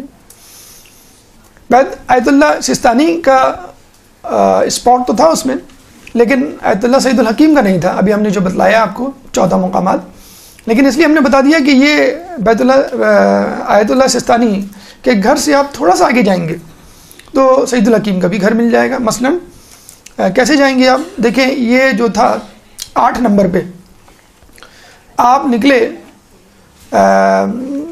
باب قبلہ سے باہر, یہ باب کبیر ہے, ٹھیک ہے. باب کبیر میں ہم نے کہا تھا کہ سیدھے ہاتھ پہ باب توسی ہے اور الٹے ہاتھ پہ باب قبلہ. اچھا یہ میں آپ کو بتا دوں کہ باب قبلہ سے ہر کسی کا واسطہ پڑتا ہے, کیوں کہ نماز جب پڑھتے ہیں با جماعت نماز تو باب قبلہ سامنے ہی ہوتا ہے آپ کا. تو باب قبلہ سے آپ نکلے 8ویں نمبر پہ سعید, یہ آیت اللہ سستانی کا گھر تھا, ٹھیک ہے. اسی سڑک پہ آپ آگے چلتے چلے جائیں شارع رسول پہ, جب یہ اینڈ ہوگا نجف, اولڈ نجف, تو ایک روڈ کراس کرے گی آپ کو جس کو ہم کہتے ہیں شارع بنات الحسن, ٹھیک ہے. اس روڈ کو کراس کر کے تھوڑا سا آگے آئیں, ایک اور شارع آ جائے گی جس کو ہم کہتے ہیں شارع مدینہ, ٹھیک ہے. اس شارع مدینہ یعنی جو بالکل شارع رسول کے سیدھو سیدھ جو رستہ ہے جو انٹرسیکٹ کر رہا ہے شارع مدینہ کو, وہاں پر آ کے فرض کر لیں آپ یہاں پہ کھڑے ہوئے, ایرو نظر آ رہا ہے آپ کو, یہاں کھڑے ہو گئے آپ, تو الٹے ہاتھ پہ کون سا محلہ ہے, جدیدہ. سیدھے ہاتھ پہ جو محلہ ہے اسی طرح کا وہ ہے جدیدہ ثانیہ, ٹھیک ہے. اور یہاں پر آیت اللہ سعید الحکیم کا گھر ہے اور آیت اللہ بشیر نجفی کا بھی گھر یہیں پر ہے. ناصر مکارم شیرازی کا دفتر آفس بھی یہیں پر ہے, اور یہیں پہ سب سے زیادہ پاکستانی رہتے ہیں. کہاں پہ, جدیدہ کے ساتھ شارع مدینہ سے تھوڑا سا آگے پرپینڈیکولر ڈائریکشن میں. شہید الحکیم کے بارے میں کہا جاتا ہے ان کا جو پورا خاندان ہے, مہدی حکیم ان کے دادا نانا بلکہ ان کے کہلائیں گے. ان کے والد بلکہ جو ماموں تھے وہ تھے محسن الحکیم آیت اللہ خوئی کے استاد. تو یہ پورا خاندان ہے حکیم خاندان، مہدی حکیم کے نام سے. اور مہدی حکیم کے جو صاحبزادے تھے محسن الحکیم، یہ دیکھیں بیچ میں جو نظر آ رہے ہیں لکڑی پکڑے ہوئے، یہ ہیں محسن الحکیم. کس کے بیٹے؟ مہدی حکیم کے، جو کہ پہلے آدمی تھے حکیم خاندان کے جو لبنان سے ہجرت کر کے یہاں پر آئے ہیں. یہ بڑی دلچسپ بات ہے کہ اس وقت جو 4 مراجعین اعظام ہیں بڑے، چاروں کا تعلق عراق سے نہیں ہے. آیت اللہ سیستانی ایران کے، سعید الحکیم لبنان کے، آیت اللہ اسحاق فیاض افغانستان غزنی کے ہیں، اور بشیر نجفی لاہور کے گجرانوالہ کے ہیں. تو یہ جو ہے چاروں کے چاروں اتفاق سے باہر ہیں. یہ ظاہر کرتا ہے کہ علم اور علم اہل بیت جو ہے وہ کوئی سرحد نہیں رکھتا، وہ کوئی زبان نہیں رکھتا، وہ کوئی نسل نہیں رکھتا، وہ کوئی ملک نہیں رکھتا. بس ایک ہی بنیاد ہے، محب اہل بیت، حب اہل بیت، اہل بیت سے محبت. تو یہ چاروں وہاں موجود ہیں، چاروں ہر دل عزیز ہیں، چاروں کو لوگ بہت چاہتے ہیں، اور کوئی بھی دل میں ان کے یہ شکوہ نہیں ہے. یہ چاروں افراد یا ان کے ماننے والے، ان کے جاننے والے، ان کے محب جو ہیں وہ باہر سے تعلق رکھتے ہیں. ابھی بھی جو تدریسی خدمات ہیں اس حوالے سے، جیسے لجنہ امتحان ہے، وہاں کا جو سب سے بڑا امتحان ہوتا ہے کوانٹیفائی کرنے کے لیے کہ کون طالب علم کتنا آگے جا چکا ہے، اس میں آیت اللہ سعید حکیم کے بارے میں کہا جاتا ہے سب سے زیادہ ان کے دفتر کا ہاتھ ہے. یعنی اکیڈمکس میں اس وقت جو ہے مولانا آیت اللہ سعید الحکیم کو بہت آتا ہے. اور یہ بھی میں آپ کو بتلا دوں کہ سعید الحکیم کے ماموں محسن الحکیم اور اس سے پہلے مہدی حکیم، ان کی ایک ہسٹری، ایک فیملی ہے، اور ان کے جو افراد ان کے خاندان میں مجتہد گزرے ہیں، غالباً سب سے زیادہ مجتہدین انہی کے خاندان میں گزرے ہیں. ابھی آپ کو جو تصویر دکھائی اس میں سارے ایک ساتھ کھڑے ہوئے.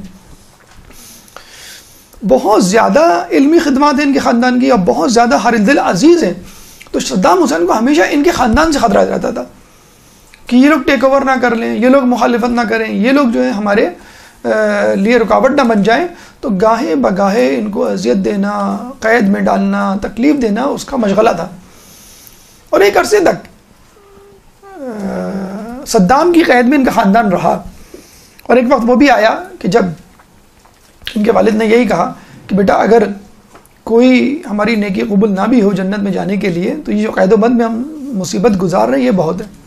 اچھا آپ یہ دیکھ لیجئے، ہم جیسے لوگ ہوں، کوئی اور عام فرد ہو، تو اللہ سے دعا کرے گا میں کب باہر نکلوں، کب اپنی پڑھائی کا سلسلہ شروع کروں. آپ کو یہ سن کے حیرت ہوگی کہ انہوں نے جیل میں درس و تدریس شروع کر دی. باقاعدہ کلاسز ہوتی تھیں، درس دیے جاتے تھے، بالکل اسی طرح جس طرح گھر میں. یہ بھی ایک طریقہ ہے اپنے آپ کو مصیبتوں مشکلات سے ہٹانے کا، اپنی توجہ. لوگ کہتے ہیں نا بھائی لائٹ چلی گئی اس کو رو رہے ہوتے ہیں، بھوک لگ رہی ہے کھانا نہیں ملا ہے، یا گھر میں کوئی آ گیا مہمان. آپ اپنی پڑھائی میں بس مشغول رہے. مومن جو ہے یا طالب علم جو ہے وہ بس پڑھائی میں مشغول رہتا ہے. تو جو لوگ قید و بند میں رہ کے پڑھ سکتے ہیں، تو ہم لوگ لوڈ شیڈنگ میں نہیں پڑھ سکتے، بھوک پیاس میں نہیں پڑھ سکتے، مصروفیات میں نہیں پڑھ سکتے، دھوپ میں نہیں پڑھ سکتے. اچھا اب آ جائیں بیت آیت اللہ اسحاق فیاض. ان کا تعلق غزنی یعنی افغانستان سے اور ہزارہ خاندان. دیکھا جائے تو اوریجنلی ان کو پاکستانی ہم کہیں گے، کیونکہ ہزارہ فیملی جو پارا چنار میں رہتی ہے اس ہزارہ فیملی سے ان کا تعلق ہے. کہاں پر ہیں یہ؟ دیکھیے جدیدہ، ابھی ہم نے آپ کو بتلایا تھا کہ جدیدہ کے اپوزٹ میں جدیدہ ثانیہ شوافع، جس کا نام ہے ایک اور نام جدیدہ ثانیہ کا. اور یہ کیا ہے؟ بس یہیں پہ رہتے ہیں اسحاق فیاض. یعنی آپ یوں سمجھ لیجئے کہ شارع رسول سے آپ آگے بڑھے، شارع بنات الحسن کراس کی، شارع مدینہ کراس کی. اگر آپ کو اسحاق فیاض صاحب کے پاس جانا ہے الٹے ہاتھ میں مڑ جائیں. اگر آپ کو بشیر نجفی یا سعید الحکیم کے پاس جانا ہے تو سیدھے ہاتھ میں مڑ جائیں. بشیر نجفی کا گھر پہلے پڑے گا اور 2 گلی 3 گلی چھوڑ کر سعید الحکیم کا گھر پڑے گا. اور وہیں پہ ناصر مکارمی شیرازی کا آفس بھی اگر آپ چاہیں تو وہ بھی دیکھ لیں. بلکہ یہ 2 گھر آپ کو مل جائیں گے. بہت ہی کم گو، بہت ہی خاموش. جب ہم گئے تھے تو بات چیت بھی نہیں کر رہے تھے وہ، اور صرف جو ہے وہ فقط ہاتھ ملانے کی ہمیں اجازت دی اور بس چلے گئے. بہت ہی خاموش. مطلب ان کی خاموشی کی وجہ سے ایک زمانے میں لوگ تو نہیں، جاہل افراد جو ان پہ شک کرنے لگے تھے کہیں یہ جاسوس تو نہیں ہے، امریکہ یورپ یا کہیں. بہت ہی خاموش تھے. اور انہیں پوری زندگی مطلب یہ صدام کا جو دور گزارا ہے بہت خاموشی میں گزارا ہے، الگ تھلگ سیاست سے، بالکل اپنے کام میں پڑھائی میں مشغول رہتے، درس و تدریس میں. لیکن جیسے ہی صدام گیا ہے ویسے ہی ان کی سیاسی تحریک میں اضافہ ہوا، فوراً موبلائز ہوئے. اور اچھا اس وقت آیت اللہ سستانی ہوں، سعید حکیم ہوں، ان پہ ایک ٹھپا تھا یہ اینٹی گورنمنٹ ہے، اینٹی گورنمنٹ ہے. سید فیاض، اسحاق فیاض کی کوئی ایکٹیویٹی تو نہیں تھی تو ہر بات میں ان کو سالس بنا لیا جاتا تھا. یعنی مغربی اقوام، امریکہ ہو، برطانیہ ہو، وہ اسحاق فیاض سے پیغامات رسانی کے کام لیا کرتی تھی کہ بھئی آپ آغا سستانی سے یہ کہیں، آپ سعید الحکیم سے یہ کہیں، آپ فلاں سے یہ کہیں، بشیر نجوی سے یہ کہیں. تو انہوں نے دیکھیں یہ فائدہ ہوتا ہے. کچھ لوگ جو کہتے ہیں نا کہ ہمارے مجتہدین کیوں خاموش ہیں، کیوں آواز نہیں اٹھا رہے، تو یہ خاموشی میں مصلحت ہوتی ہے اور یہ خاموشی کام آتی ہے. یہ مجتہدین ہماری طرح جذباتی نہیں ہوا کرتے کہ جب جوش جذبہ دکھانے کا وقت آئے تو ہم پیچھے ہٹ جاتے ہیں، اور جب نہیں دکھانے کا وقت آئے تو ہم کہتے ہیں کہ بھئی تلوار نکال کے ہم اس کا سر قلم کر دیں گے فلاں کا. تو انہوں نے کہتے ہیں سب سے زیادہ ان ایکٹیو تھے صدام کے دور میں، جن پہ شک کیا جاتا ہے، تو سب سے زیادہ ایکٹیو ہوئے اور آغا سستانی کا جو ہے کے لیے پل کا کام. اچھا کچھ لوگوں نے یہ بھی کہا کہ شاید یہ مرجعیت اعلیٰ کے لیے کوالیفائی کر رہے ہیں، مخالفت کریں گے. انہوں نے باقاعدہ سپورٹ کی آغا سستانی کی مرجعیت کے لیے، خود مرجع ہیں، ان کی بھی تقلید ہوتی ہے، لیکن مرجع ہونے کے باوجود آغا سستانی کی انہوں نے ہر پلیٹ فارم پہ سیاسی، علمی یا کوئی بھی ان کا فیصلہ ہو اس کی انہوں نے تائید و نصرت کی ہے. آیت اللہ بشیر نجفی بڑے ہی جوش و خروش کے حامل عالم دین، لاہور سے ان کا تعلق. ویسے تو یہ انڈیا کے ان کا جو خاندان تھا جو مائیگریٹ کر کے آیا تھا وہ جو ہے انڈیا سے آیا تھا، پھر گجرانوالہ، اس کے بعد جامع منتظر، ابھی جو ریاض حسین نجفی اس کے پرنسپل ہیں، بہت مشہور مدرسہ، سب سے پرانا غالباً پاکستان کا، وہاں انہوں نے ابتدائی تعلیم حاصل کی. اس کے بعد جو ہے یہ نجف چلے گئے. یہ ان کا گھر کہاں ہے؟ ان کا گھر لوکیٹ کرنا بہت آسان ہے. جیسے ہم نے بتایا کہ آپ شارع رسول پہ آگے آ رہے ہیں، شارع بنات الحسن اور مدینہ کراس کی، الٹے ہاتھ پہ جدیدہ اور سیدھے ہاتھ پہ پہلے آیت اللہ بشیر نجفی کا گھر آئے گا، اور 2 گلی چھوڑ کے اسحاق فیاض کا. تو پہلے آپ آقا بشیر سے ملنے، پھر ان سے. عموماً ان کی جو ٹائمنگز ہوتی ہیں اسحاق فیاض صاحب کی، آیت اللہ بشیر نجفی کی، وہ صبح 11 سے 12 ہوتی ہے اور رات میں 8 سے 9. 2 سلاٹس ہوتے ہیں، صبح کا 1 گھنٹہ، رات کا 1 گھنٹہ.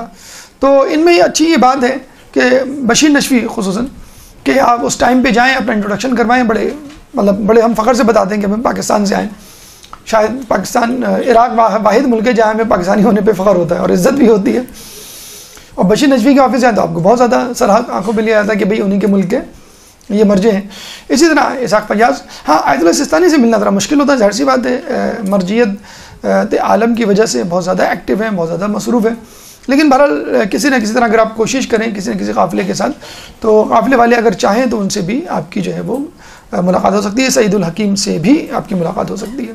اور کوشش کریں کہ ضرور کریں، مجتہد مرجع، اپنے مرجع کو سامنے سے دیکھنا، اس سے استفادہ کرنا اور اس سے بلا واسطہ ڈائریکٹ کوئی نصیحت سننا، یہ بھی ایک بہت بڑا سعادت کا کام ہے. مرحوم شخصیات کی زیارت سے زیادہ ہم نے کہا کہ زندہ شخصیات کی زیارت، یعنی معصوم اور غیر معصوم، یہ ہم معصوم اور غیر معصوم کی نہیں بات کر رہے ہیں.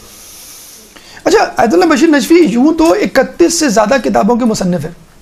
علمی خدمات تو ظاہر سی بات ہے، مرجع لیول پہ کوئی پہنچ جائے تو علمی کوئی کوسچن ہے ہی نہیں اس سے متعلق کوسچنیبل کہ بھئی اس کو ہم سوچیں کہ کتنی کتابیں لکھی، نہیں لکھی، ضرور لکھی ہوں گی، رسائل لکھے ہوں گے، درس و تدریس دی ہوگی.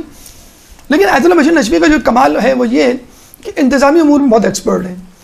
صدام حسین کے زمانے میں 8 گھنٹے، فقط 8 گھنٹے کے لیے بجلی دی جاتی تھی، بعض اوقات وہ بھی نہیں تھی، اور پورے دن آف.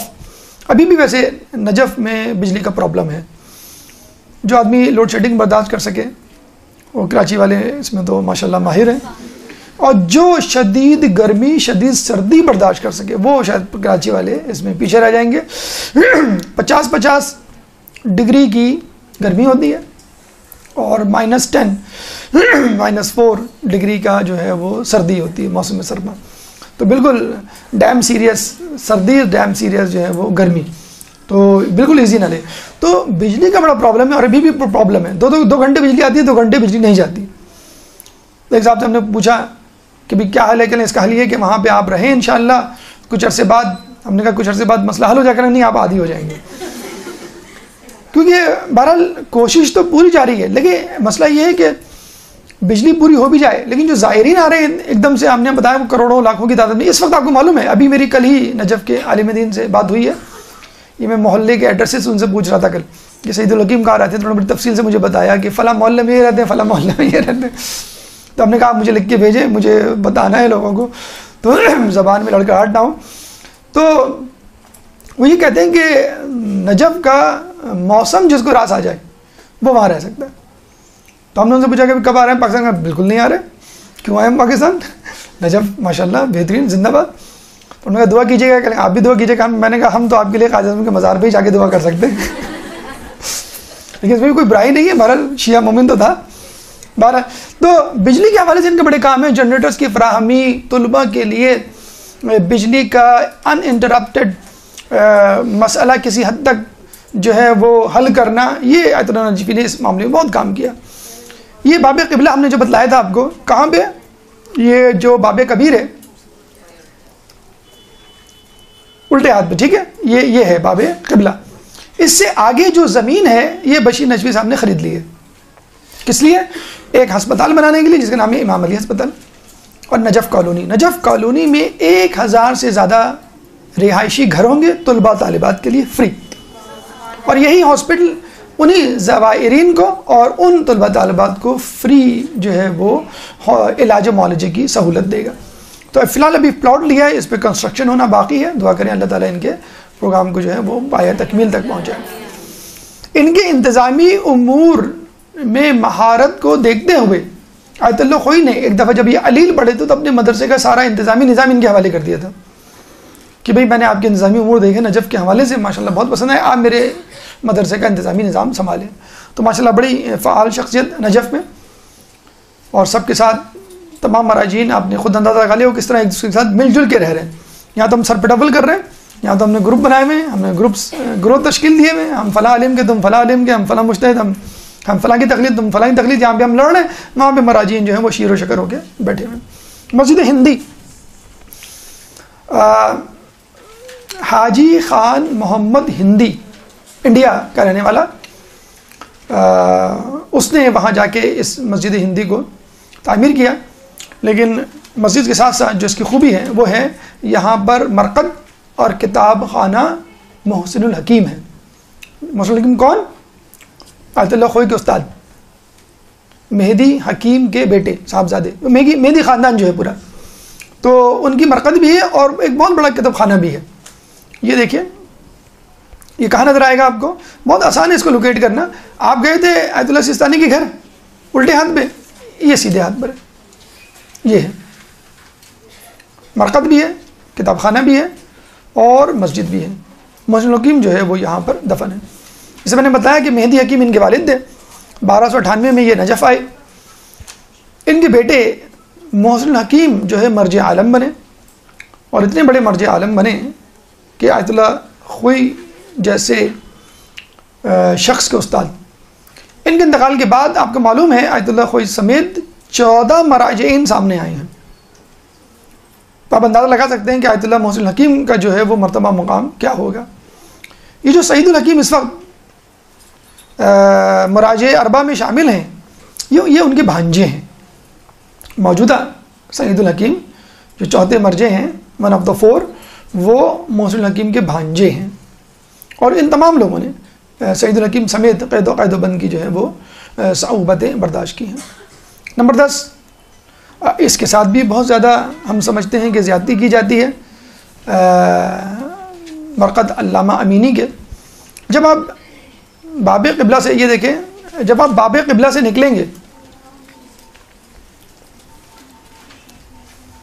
تو بالکل آپ کے سامنے 10 نمبر، یہ دیکھیں، یہ ہے باب قبلہ، باب کبیر کے الٹے ہاتھ. جب آپ باہر نکلیں گے، اکثر آپ نے دیکھا ہوگا ہم باہر نکل کے انتظار کر رہے ہوتے ہیں کسی کا. جیسے ہی آپ باہر نکلیں گے تو سامنے اوپر جو سب سے پہلے جس پہ نظر پڑے گی، یہ 10 نمبر یا 11 نمبر، 12، 13 نمبر، یہ چاروں چیزیں جو ہیں ایک بازار فرسٹ فلور پہ ہیں. اس بازار کا نام ہے سوق الحویش. سوق بازار کو کہتے ہیں، ہم کہتے ہیں نا سوقیانہ پن کا مظاہرہ نہ کرو، یعنی بازاری پن کا مظاہرہ نہ کرو، سوقیانی زبان نہ استعمال کرو. سوق الحویش یا محلہ حویش، محلے کا نام حویش ہے اور بازار کا نام سوق الحویش. تو یہ فرسٹ فلور پہ ہے، اور اسی لیے بالکل واضح طور پہ جیسے آپ نکلیں گے سامنے بالکل اس طرح کی بلو ٹائلز سے مزین بلڈنگ آپ کو نظر آئے گی. ہمیشہ لوگ اس کے ساتھ غفلت برتتے ہیں اور اس پہ ظلم کرتے ہیں. یہاں نہیں جاتے، شاید اس لیے نہیں جاتے کہ یہاں پہ کتابوں کی دکانیں ہی دکانیں ہیں کہ جائیں گے تو کتابیں لینی پڑ جائیں گی. اردو بازار ہے، بالکل اس طرح کی شکل ہے اس کی. لیکن علامہ امینی وہاں دفن ہے، صاحب غدیر. بیت خمینی 12 سال جو رہے نجف میں، وہاں ہیں. شیخ مرزا انصاری کی مسجد جو انہوں نے بنائی تھی وہ وہاں پہ دفن ہے. تو اتنی بڑی شخصیات جو ہیں وہ یہاں پر دفن ہیں. یہ دیکھیں، یہ وہ لائبریری ہے کہ جو علامہ امینی نے خود اپنے ہاتھوں سے تعمیر کی، خود کتابیں جمع کی. اور زمانے میں کتابیں اتنی سستی نہیں ہوا کرتی تھیں اور آسانی سے دستیاب بھی نہیں ہوا کرتی تھی. اگر آپ صاحب استطاعت ہوں تو ہر کتاب آپ کو نہیں مل سکتی. یہ ان کی قبر مبارک کا جو وہ ہے احاطہ، اس کے اندر کی تصویر. ایرانی حضرات جو ہیں یہاں پہ مجلس پڑھ رہے ہیں. یہ ہم داد دیں گے ایرانیوں کو کہ جب آپ کہیں پہ بھی جاتے ہیں کسی زیارت گمنام یا غیر معروف زیارت پہ جس میں آپ کو آپ کے قافلے والے نہیں لے کے جاتے، تو آپ بڑے خوش ہوتے ہیں میں نے کشمیر فتح کر لیا. جب سامنے آتے ہیں تو پتہ لگے ایرانی پہلے سے بیٹھے ہوئے. تو یہ ہمیں تھوڑی سی تکدو اور دقت برداشت کرنی چاہیے جب ہم 12 دن کے لیے جا رہے ہیں، فقط 12 دن. آپ مری جاتے ہیں، کالام کاغان جاتے ہیں، آپ ہاپتے کاپتے نہیں ہیں، پہاڑوں پہ چڑھ رہے ہیں، گھوم پھر رہے ہیں. لیکن جب زیارت پہ جاتے ہیں تو پتہ نہیں کہ آپ کو بار بار ہوٹل یاد آ رہا ہوتا ہے. سردی میں ہوٹل یاد آ رہا ہوتا ہے، سردی لگ رہی ہے، گرمیوں میں ہوٹل یاد آ رہا ہوتا ہے کہ گرمی لگ رہی ہے ہمیں ہوٹل میں جانا ہے. تو بھائی آپ آئے کس لیے؟ زیارت کے لیے آئے. تو جتنی زیارات آپ کر سکتے ہیں کریں، آپ کو کس نے روکا ہے؟ پھر آپ جو ہے یہ کہیں گے کہ ہمیں جو ہے قافلے والوں نے یہ نہیں زیارت کروائی، وہ نہیں زیارت. تو آپ نکلیں گے تو سامنے زیارت ہے، سامنے بازار ہے، بالکل سامنے 500 میٹرز واکنگ ڈسٹینس ہے. اندر جائیں، اندر 3-4 زیارتیں آپ کو ایک ہی بازار میں مل جائیں گی. ان کی تھوڑی سی خصوصیات آپ کو معلوم ہی ہوگی، مزید تذکر ہو جائے اس کا. کہتے ہیں کہ میں نے الغدیر نامی جو کتاب لکھی اس کے لیے 10,000 کتابوں کو حرف بہ حرف پڑھا، بسم اللہ کے بے سے لے کے تمت کے تے تک، یعنی ختم شد کے دال تک. 10,000 کتابیں الف سے لے کے بے، پہلے صفحے سے آخری صفحے تک.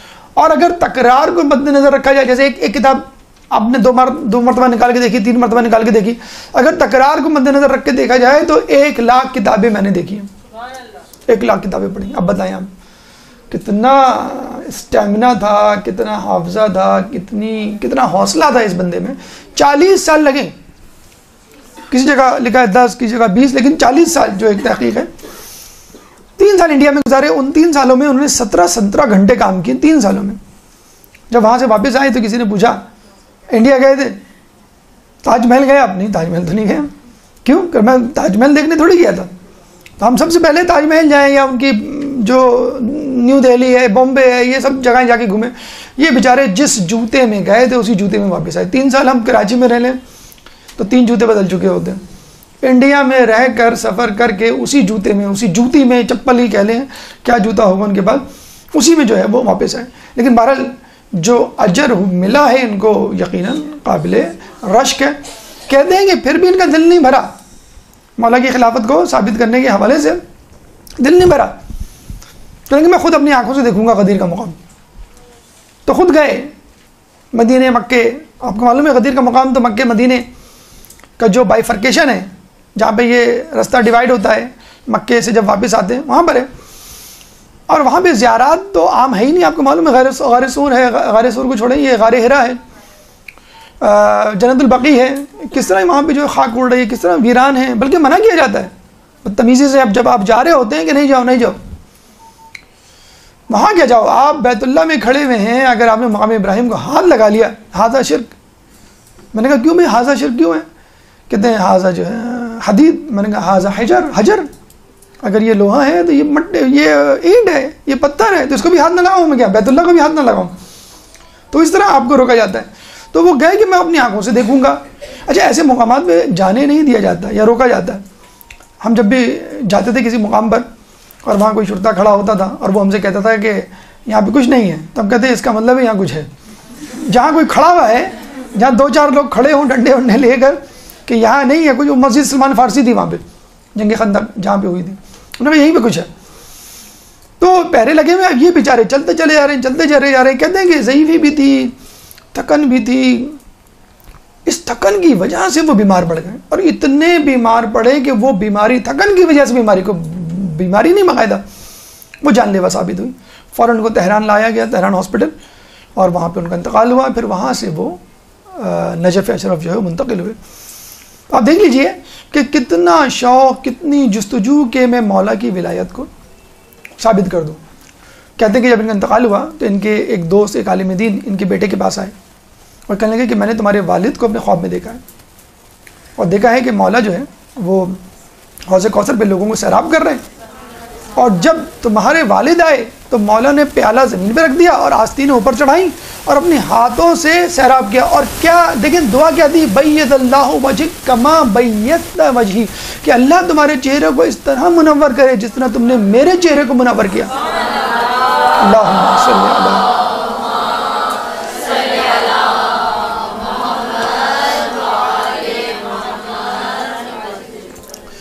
تو ہم یہی دعا کریں گے کہ مولا تو بہت دور کی بات، اگر علامہ حسین امینی کے ہاتھوں سے ہمیں حوض کوثر مل جائے تو یہ دیکھیں مقام و مرتبہ ہے. وہی بات کہ غیر معصوم کی زیارت کرنے کا بھی ایک لطف ہے. آپ کو ایک حوصلہ، ایک موٹیویشن جسے کہتے ہیں نا، آج کل کے دور میں موٹیویشن ایک لفظ استعمال کیا جاتا ہے کہ بس جوش ولولہ نہیں رہا، پڑھائی کا معاملہ ہو یا جاب کا معاملہ ہو یا گھریلو کاموں کا معاملہ ہو، تو آپ اپنی موٹیویشن جو ہے وہ ان زیارات پہ جا کر استعمال کریں. 11 نمبر پہ بیت امام خمینی ہے، اور یہ وہ جگہ ہے کہ جہاں پر بس یہ 5 منٹ مجھے دے دیجئے، 5 منٹ سے زیادہ انشاءاللہ نہیں ہوں گے. ایک درود پڑھ دیں محمد والے محمد.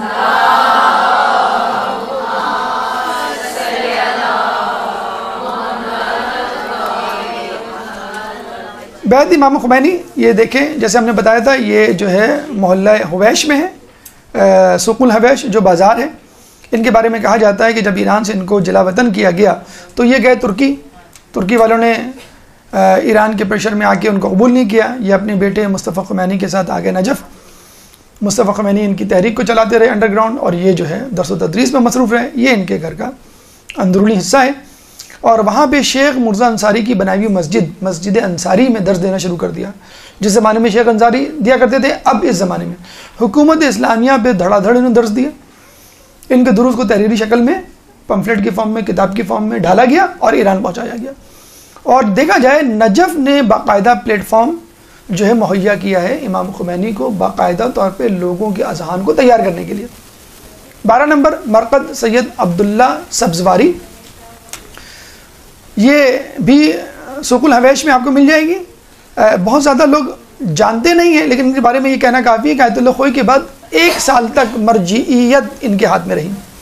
13 نمبر مسجد شیخ مرزا انصاری، یہ بھی سوق الحویش میں، اور اس کے بارے میں کہا جاتا ہے شیخ مرزا انصاری جو ہے یہاں پر درس دیا کرتے تھے، جس میں بعد میں امام خمینی نے جو ہے وہ درس دینا شروع کیا.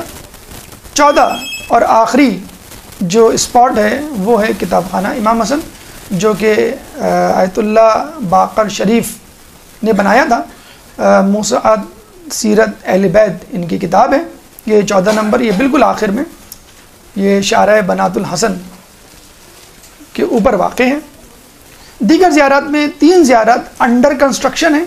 یہ دیکھیں شارع بنات الحسن جو ہے اس کا نام اس لیے رکھا گیا ہے کہ یہاں پہ بنت حسن، 3 بیٹیاں امام حسن علیہ السلام کی مرقد ان کی پائی جاتی ہے، جو اب دریافت ہوئی ہے.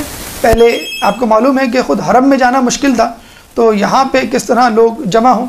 تو یہ ایک ہے مرقد آمنہ بنت حسن، دوسری مرقد زہرہ بنت حسن، تیسری رقیہ بنت حسن. یہ زیارت ہماری نجف کی پیدل زیارت کے حوالے سے مکمل ہوئی. انشاءاللہ اگلی مرتبہ ہم وادی سلام کا رخ کریں گے اور وہاں پہ موجود زیارتوں کی برکتوں سے اپنے آپ کو بہرہ مند کریں گے. اللہ تعالیٰ سے دعا ہے کہ ہمیں نبی اشرف کی زیارت کرنے کی توفیق عطا فرما، ہمیں معصومین کے نقش قدم پہ چلنے کی توفیق عطا فرما، امام کے ظہور میں تعجیل فرما، اور ہمیں ان کے انصار اعوان میں شامل فرما. ربنا تقبل منا انك انت السميع العليم وتب علينا انك انت التواب الرحيم. اللجل اللجل يا مولا اللجل اللجل اللجل اللجل اللجل اللجل اللجل يا صاحب السماء اللجل